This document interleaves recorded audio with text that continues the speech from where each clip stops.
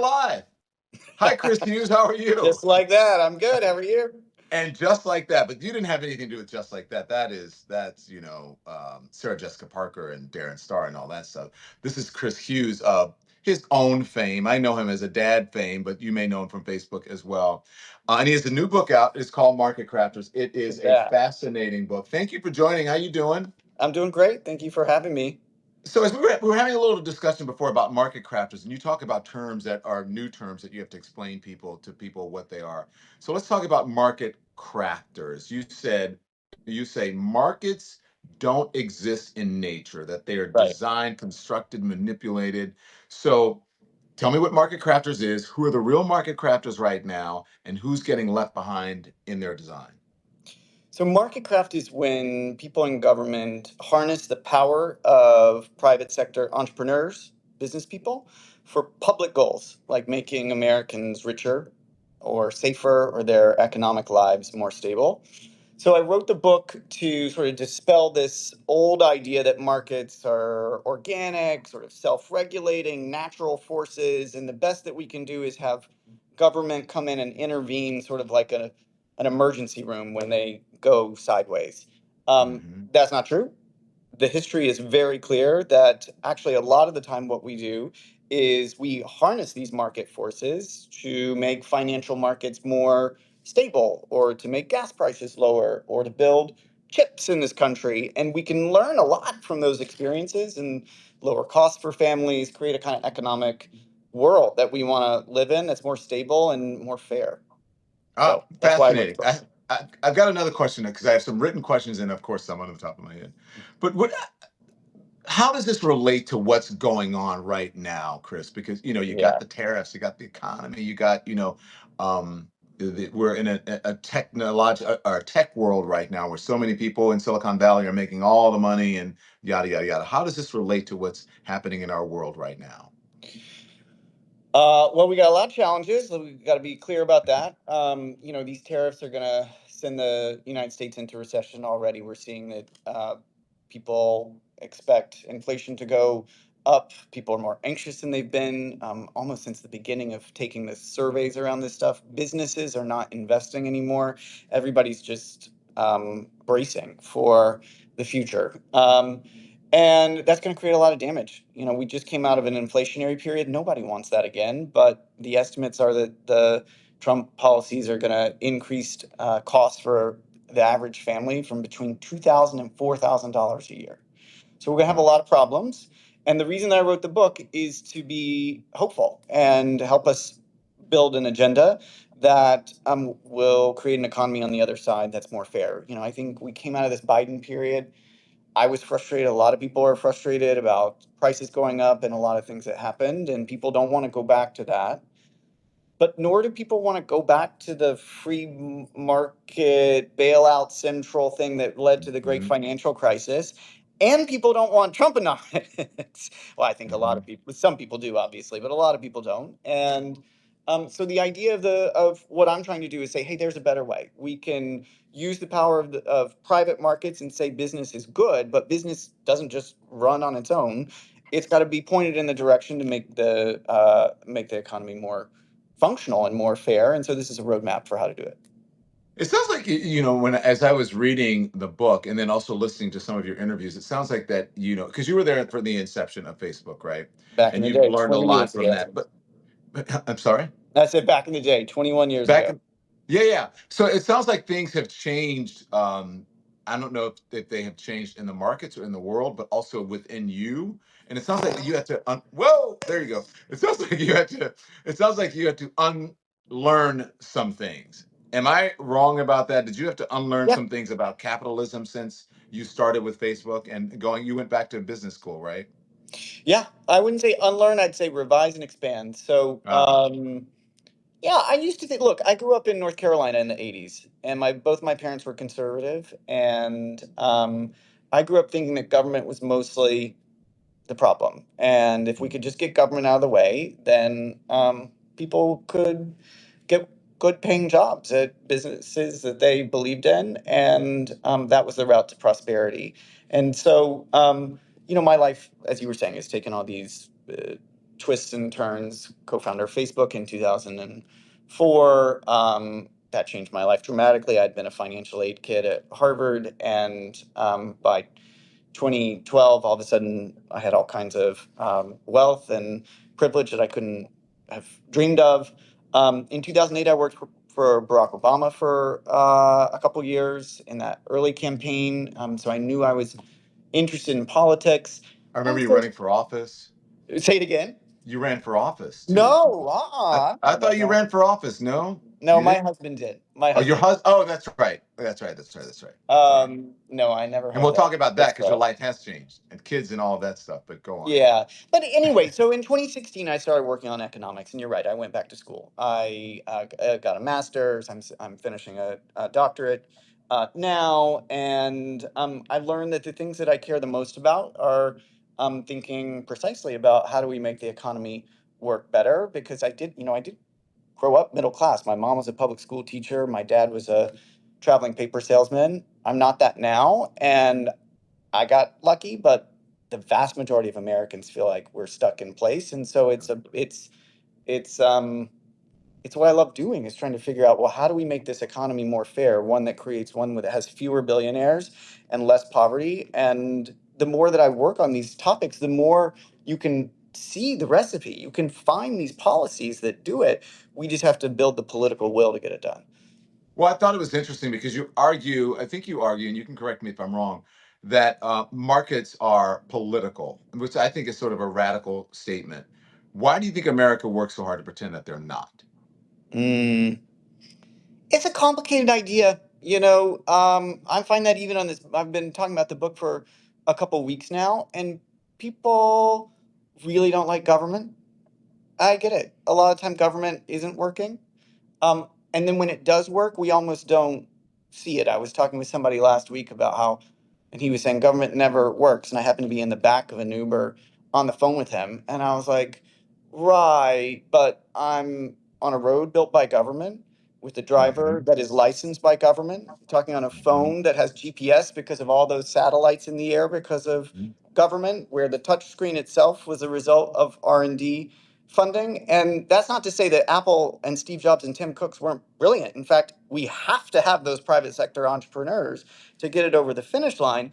But government is many of the ingredients that are just making a simple phone call. I mean, we could do a similar kind of comparison here for Substack Live. Here we are. The internet was invented by government dollars. So I think what I'm trying to say is that idea, though, that we need two things: private sector innovation and smart, effective government. And those two things have to work together to Hmm. create prosperity. It's just a little more complex than something that says, well, mostly we just need markets to do their own thing. I think it's like that's a simpler idea, and it doesn't, require us to believe in and work hard to make government work better. And so we fall back into that. I fell back into that. It's a thing that we all do. But I wrote the book to say, no, we got to craft markets to make them work better. That might be harder, but with all these other things we've been doing, that's not working. So we got to, stand up to the task at hand. To that end, I wanted to ask you about oligarchy, right? Because you write that market design is a tool of democracy. Market design as a tool of democracy, but today it's kind of used as a weapon of oligarchy. At least that I think so. No? Yes? No? You mean like you're talking about the tech bros in Yeah. particular, or? And this sort of oligarchy that we're living in. Look at the tech bros, the folks who own, the social media companies, and the folks who really own the media companies as well. It is like, Yeah, you mentioned billionaires, and not, most people are not didn't yeah. have the opportunity to become billionaires. I'd say two things. First off, there's just such a massive concentration of wealth in the United Yeah, States, yeah, and people know it. People see it. I hmm, mean, it feels it's just the numbers make it very clear. yeah, I also don't think personally that there's like a small crew of people who have like secret meetings and then run the United States or run the Fed or run the Congress or even run the executive branch. I don't see evidence of that kind of. There are true oligarchies in the world, where that is the case. I don't see that in the United States today. And so I tend not to use that term. Instead, I talk about the concentration of wealth and how to bring antitrust and anti-monopoly, a wealth tax, all of these, what I consider pretty aggressive policies to bear to make the economy more fair, but also to be clear that, you know, we can do that. There's something about the oligarchy thing which makes it sound almost hopeless or something. Like Mhm. these rich guys are always just gonna organize things to get more money. Maybe, maybe not. Like there are lots of periods in American history. It's one of the reasons why I wrote the book, is because there are lots of periods where we can see um, smart people, labor organizers, workers, academics coming together to reinvigorate policy and make it so that it's there's less power at the top and the economy's more fair. Yes, I mean, it's not, I don't know if there's a secret society. I think it's pretty open, what folks are doing, and we know what their interests are, and that is green. That's Yeah. making money. I like to respond to some of the comments. I think people have really good questions, and also, by the way, if you're watching, make sure you hit the hearts. It affects the algorithm. More people will get to see Chris and I's conversation. Jane Burns wants to know, which I think is a very good question. He said, Jane says, could he comment on Pete for president and how Pete sees his book if he knows? Uh, I love Pete. I think Pete should run for president. And Pete was actually, if you get the book and you go to the back page, he's like the first quote at the top. I have a copy over there. Otherwise, I would read it verbatim. But I have it. Would you like me you to got read it. it? Yeah, timely, absorbing, and urgent. Blah blah blah blah blah. Yeah, timely, absorbing, and urgent. This deeply researched story will change how you think about the relationship between policy and markets in our time. Pete Buttigieg, former U.S. Secretary of Transportation. Yeah, so I love Pete. I think he has a unique capacity um, to understand what people are going through. I think he and his own family living in Michigan now, just talking to him informally, are, you know, obviously they're he does all kinds of privilege and all kinds of power and things. But of all the folks out there, I'm struck by how grounded he and his whole family is, and he's a fighter who has good ideas about how things. So I think he's excellent. I think we need a whole set of people though to be pushing on the frontiers of ideas now. I mean, 2028 is obviously several years away, and I think a lot of people are tired of politics. They don't want to think about the next presidential race. I totally get that.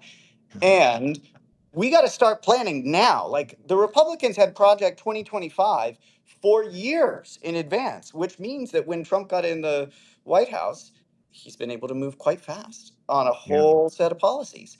And so, if progressives and lefties want to have power and use that in a way that's going to actually make the economy more fair, we got to be doing that hard work right now, even when it seems so hopeless, even when there aren't Democrats who have power, because when you have the ideas and then when you have the power and when you have the right person, maybe it's Pete in the White House, you can get things to move quite fast. You can have a real breakthrough. So that's what I'm hoping for, even though it's obviously far away.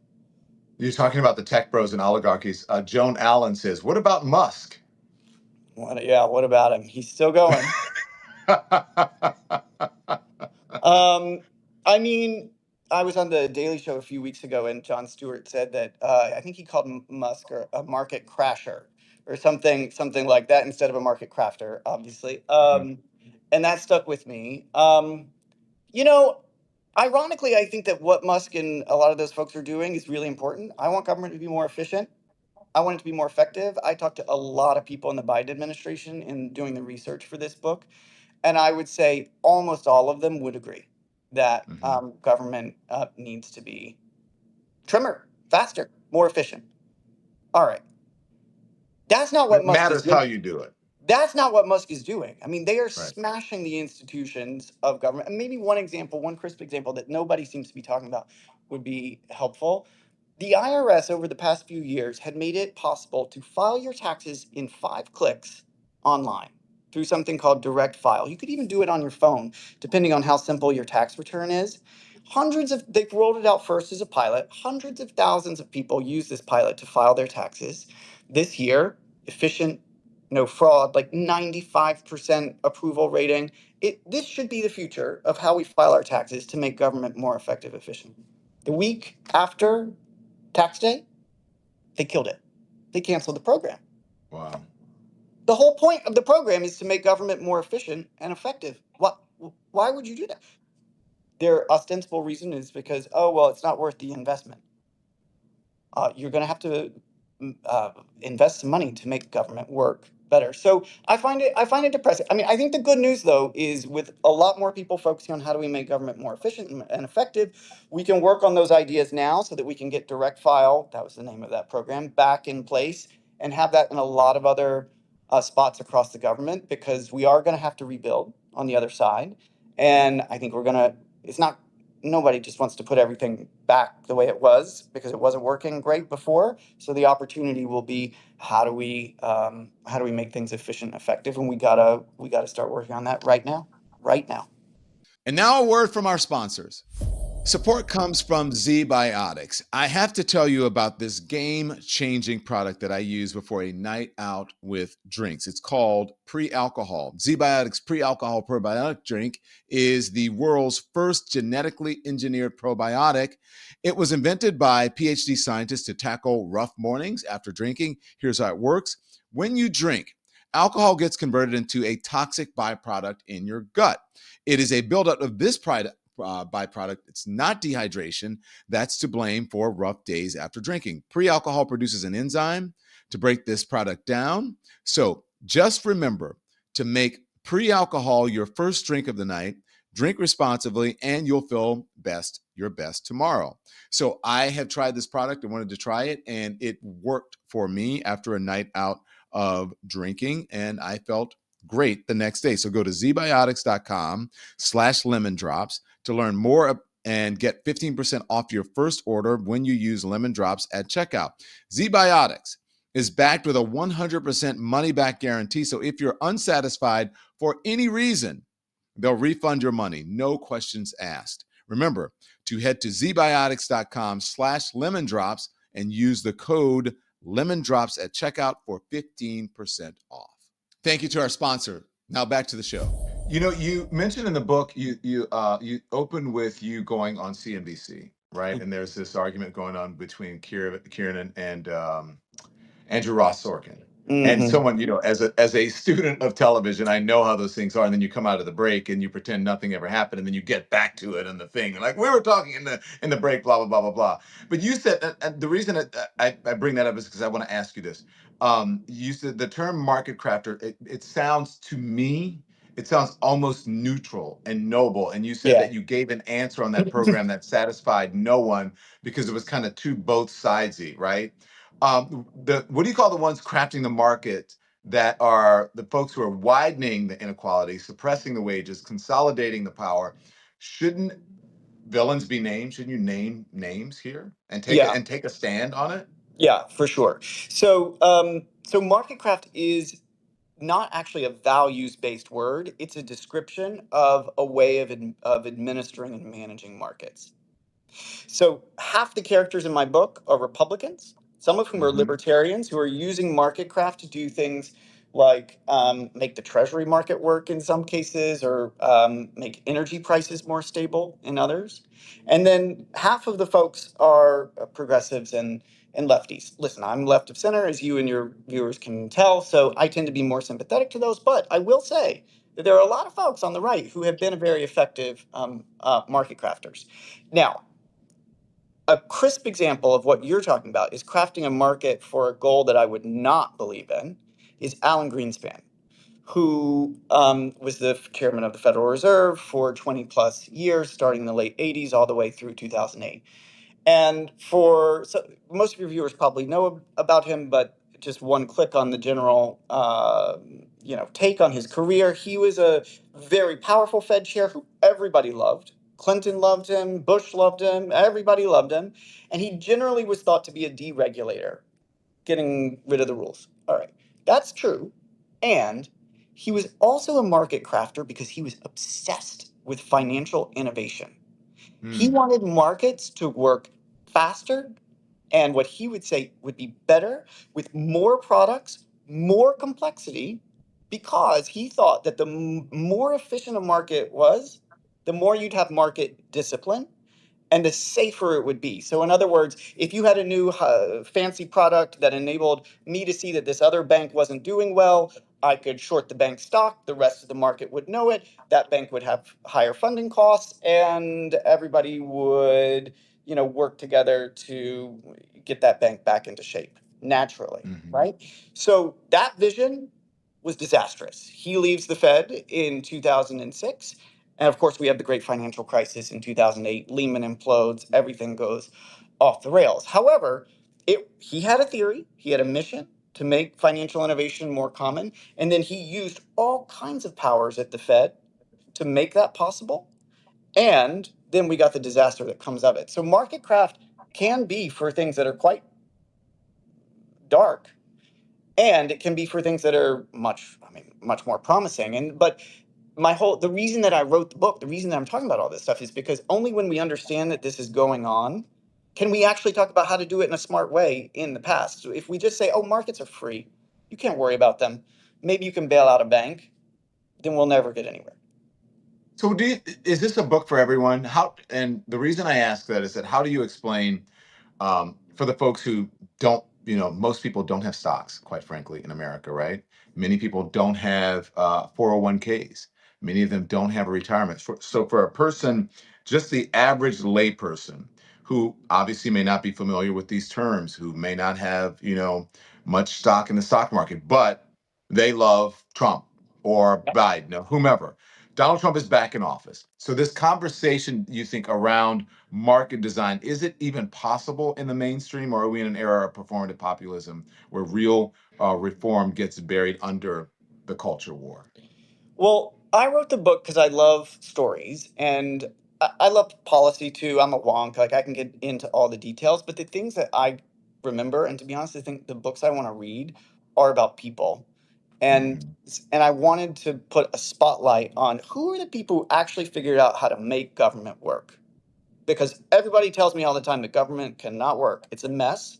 Who actually figured out how to steer it to make markets work, for the most part, better, with some of these exceptions like Greenspan. Although even there, we should learn from what he did because he was a powerful guy. So I wrote the book so it can be for everybody because it's about the Mhm. stories of these individuals and exactly what they were doing. It's a collection of a dozen of these people and their journeys. And to be honest, as a researcher, it was so much more fun to be able to get into their letters, their what they'd call their diary books, their appointments, what they were writing, their correspondence, I even in some cases interviewed their kids to find out what they were like as parents. I really went all in because those details really mattered. So when we look at a character like Nancy Teeters, who was the first female governor of the Federal Reserve, I did all of those things. Her daughter was super helpful.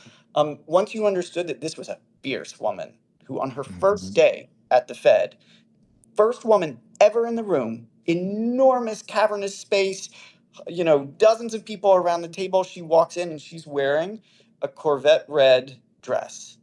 And all of these, like, fuddy-duddy white men in their gray suits, like, look at her and are like, what the and she sits down and she takes the table, she takes the power, and she ends up using it during what we call the Volcker shot to make uh, uh, uh, to lower unemployment and get us out of the recession faster. And it's just her story is inspiring, but it conjoins with the story of how do you make government work in a way. So it's a book for everybody. I mean, you got to care a little bit about economics. You got to care a little bit about politics to be into No, these I do think topics, it's I a book guess. about But everyone. I do think it's a book for everyone. I just want to know how, like, what the average person can take away from this. I do think because they'll find stories like the one you just mentioned. I think that it's fascinating. You get a woman in a red dress to be able to stand up in front of white men in a gray suit and actually make a difference is a pretty important story, and I think yeah, it's relatable. yeah, and I think that there are personal things that we can all learn from. When are these people at their most effective for our own businesses? Whether you work wherever you work, at a business, in government, whatever you're doing. But then I think there are political stories. Like I think let's put it this way. For me, it's informed how I think about when I hear Pete talking about a policy, or I hear, some of these other candidates talking about a policy. I know different questions to ask than I did before, Mhm. certainly before I wrote that book. And then when my friends are all saying, "Oh, I can't believe this or that about what Musk is doing," you have some crisp examples from what others have done that have made government work better. And for those of us who often feel a little quiet at a dinner or at when having drinks with friends, because we don't think that the conversation's going in the right direction, but we don't always have the facts to say that or to know that or to participate, that this book helps lay those out. Yeah. Yeah. You mentioned it before, but you have this sort of rare dual life. You're a tech elite and you're also a policy maker. I wonder how you reconcile those two identities, right? You said you came from pretty much a working class family, and now you have privilege that you never even you never expected in your wildest dreams. Um, so my question there is, how do you reconcile that? And do you think that these same tech billionaires who have, can they be trusted to rewire a system that they have really benefited from so deeply?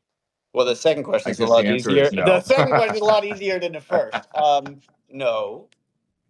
I mean, I'm making light of it, but it's actually quite serious. I think that there's an effort to colonize much of the federal government with people like Elon Musk, who are, by all accounts, is a brilliant businessman. But it turns out, what Doge is doing is not saving money. It's actually slowing things down, making things more Mm, complicated, and making government less effective. I mean, the stats are coming out about the amount of money saved, and it is so modest. He said he wanted to save 2 trillion, and it's like 1% of that, 2% of that. It's such a and small. Chris, from all the turmoil that he created and the brain drain and the folks, you know what I mean? It's Oh just, my God. It's yeah, too, I mean, like, why would you fire hundreds of yeah, thousands of people at the IRS when you need to collect taxes to make the government work? Not right. to say the IRS couldn't be more efficient, so let's make it more efficient, but don't just like come in and say, okay, you're all fired and we'll figure out. Okay. So on the first question, yeah, I mean, listen, I think I name it, I stare in the face. I have a lot of privilege. I came from that tech world for a period of my career. I never really felt like one of the tech folks, in the early days of Facebook with Mark and Dustin, first in our dorm room and then later in Palo Alto. Mark in particular really felt like this was a mission. He was going to connect the world using Facebook. And once connected, everything would be better. And so there was a sense of like fighting on the side of right in building that company. And I just didn't share that. I like what I did. I had fun in the early years. This was 2004, 5, 6 before it really became a huge thing. And that period was rewarding, and it wasn't that fulfilling. So that's why I went and worked for Barack Obama for a couple years directly after Facebook, because I did find that a lot more fulfilling. I've always had that sort of well before I had wealth, I had that public service focus or obsession. And then on the other side of Facebook's IPO, obviously it radically changed my life. I was able to, pay off student debt. I bought my parents a house. I mean, I, have 2 kids today. Anyway, it radically changed my life and set me on a different trajectory. But my interest in stuff that animated me is still the same. How do we make politics work? How do we make the economy more fair? I have more power now and ability to develop those ideas and push them, but also, you know, you got to do that in community with other people. So that's why I wrote the book, why I'm out there talking about it, why I chair the board of Economic Security Project, a nonprofit that's advocating for economic power for people every day. This is what I spend my time doing because it's fulfilling for me, and I also think it's just urgently needed. Yeah, you dedicate the book to your 2 kids, poor David and Sophie, the lights of my life. I So know yeah, they're 7 and 5. They're just the best. It's Monday, and I've spent most of the day with them yesterday. they're like model kids. It's kind of crazy. Yeah, that's what. Yeah, sometimes. Yeah. Not all You're the like, time. yeah, that's what we see in public when we see you out and Exactly. about with the kids, right? But behind the scenes, we know kids are kids. Do Hmm. you ever, you mentioned Mark, do you ever talk to, Mark was right there at the inauguration. First of all, would you ever go to inauguration I guess you would. You worked for Obama, but would you be sitting behind someone that openly, I don't know, Not, an inauguration like that? no, I can't imagine going, certainly to Trump. No, you have to believe in the rule of law. For me to show up to celebrate you is taking the oath of office to uphold the Constitution, and Yeah. I'm worried that Trump does not. So no, I wouldn't. I wouldn't go to that. I haven't talked to Mark. I think your question was a little bit around Mark. I haven't talked to Yeah. him. Have you You know, I spoken wrote to a him piece about any in of this? I wrote a piece in 2019 that called for Facebook to be broken up. Not because I had, I still think it's a an important company that has made a lot of errors. So I have no axe to grind. I just think it's become too big, too unaccountable, and then most importantly, it abuses its power by suffocating innovation. And so, Hmm. it acquired Instagram and WhatsApp well over a decade ago, and now this Facebook's actually in court right now in Washington, Hmm. being sued initially by Trump in the first term. Biden folks refiled it, kept it going, and the case is going, and Trump's folks are prosecuting it. Mm. Um, so anyway, since I wrote the piece in 2019, saying that the company needed to be structurally separated, broken up, I haven't talked to Mark. So I don't Yeah. think I'm. I think I'm. I don't think he wants to talk to me. Kathleen Chapin says, "Thank goodness for your support of our Constitution," and I agree with Kathleen Chapin. One question I want to know what you think of, since you're such an innovator when it comes to Facebook.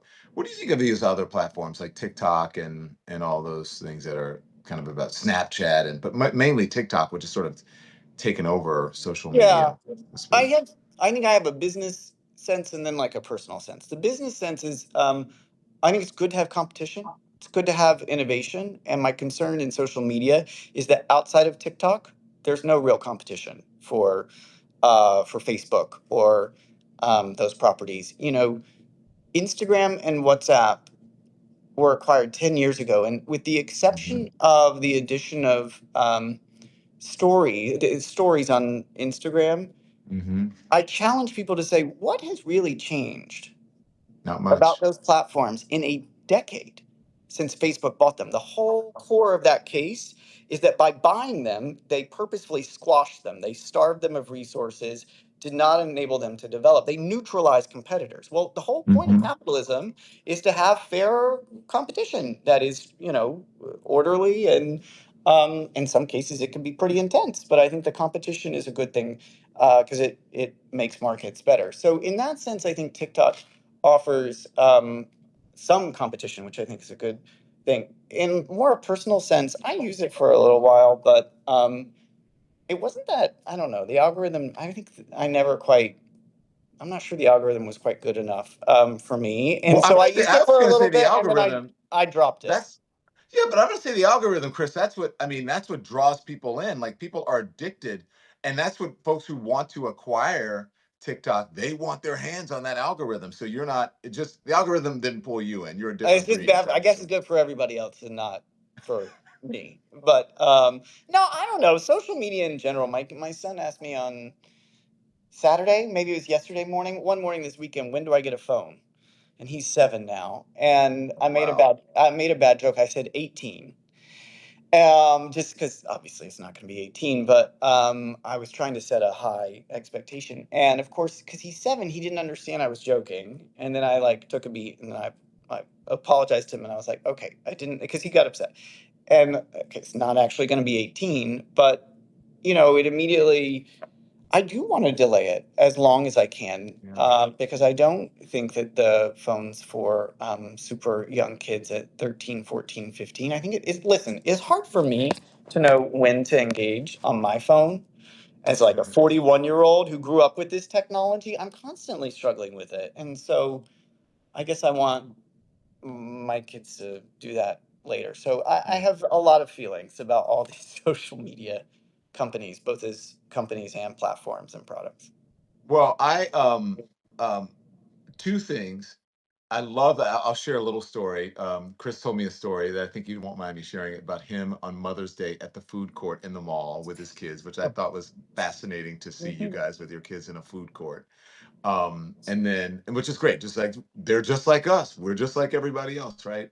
Same-sex parents and people who have means, the same thing. Kids all want the same thing. They all want chicken nuggets and fries and a sugary drink, A right? chocolate chip cookie too. And chocolate chip cookies. But I think Chris is one of his kids who got a salad, which was interesting to me. The Chopped. other thing, the other thing is that because we're sitting here on our phones and technology, I do think that Facebook and the technology or the platform that you helped to create had a huge influence even on traditional media because people have become more accustomed to seeing us like this.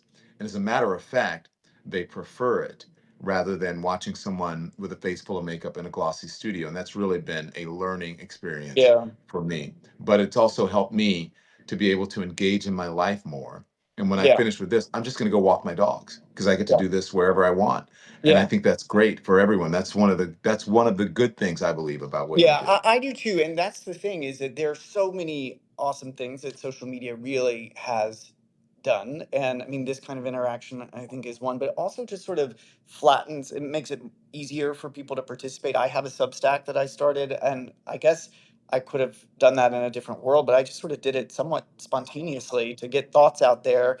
And even, it just, it enables a lot more access for a lot of different people. I get to read and listen to a lot of people, but you just have to get it right for yourself. There's so much calibration happening. I've mostly gone off of X, for instance, because the dialogue is just so nasty. And anyway, I Toxic. won't go. We don't have to go there. But Yeah. you just have to be thoughtful about curating it, and that takes work. And but there's certainly a lot of good things that come out of it too. Yeah.